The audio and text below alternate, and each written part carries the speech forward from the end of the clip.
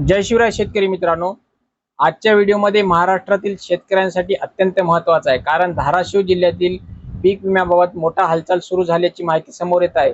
350 कोटींची भरपाई, 4 लाखांपेक्षा जास्त शेतकरी आणि आता सर्वात मोठा प्रश्न, माझा तालुका यात आहे का? माझ्या गावाचा नंबर कधी लागणार? लातूरमध्ये प्रक्रिया सुरू झाली आहे का? या सर्व प्रश्नांची उत्तर आज आपण अधिकृत उपलब्ध माहितीनुसार जाणून घेणार आहोत। धाराशिव जिल्ह्यामध्ये नेमकं काय घडलं? खरीप 2025 हंगामातील पीक विमा प्रकरणात धाराशिव जिल्ह्याला मोठा दिलासा मिळाला आहे।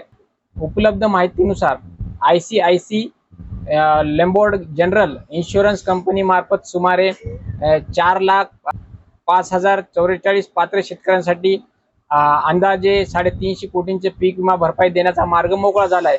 ही रक्कम एकाच दिवशी सर्वांच्या खात्यात जमा होणार नाही।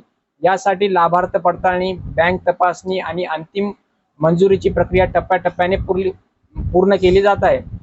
धाराशिव मध्ये प्रमुख कोणते तालुके येतात? धाराशिव जिल्ह्यातील प्रमुख तालुके: धाराशिव, तुळजापूर, उमरगाव, लोहारा, कळंब, भूम, परडा, वाशी या तालुक्यातील पात्र शेतकऱ्यांची माहिती विमा कंपनी आणि प्रशासनाकडे उपलब्ध आहे।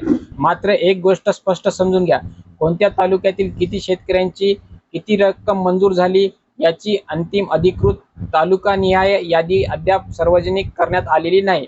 4 लाख शेतकरी म्हणजे नेमकं काय?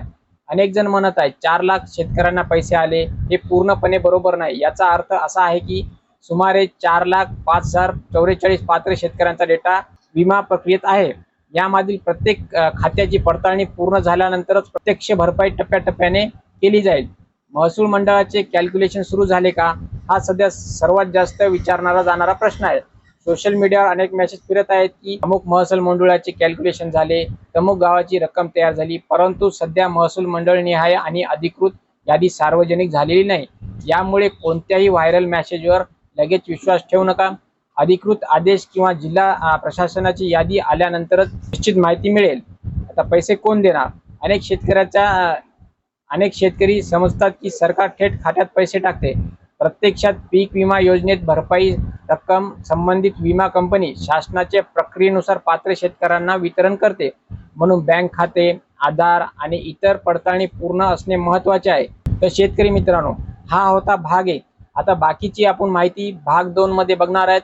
ही जर माहिती आवडली असेल, आपल्या व्हिडिओला लाईक करा आणि चॅनलला सबस्क्राईब करा, जेणेकरून सर्वात पहिले अशीच अधिकृत माहिती आपल्या सर्व शेतकऱ्यांना मिळत राहील।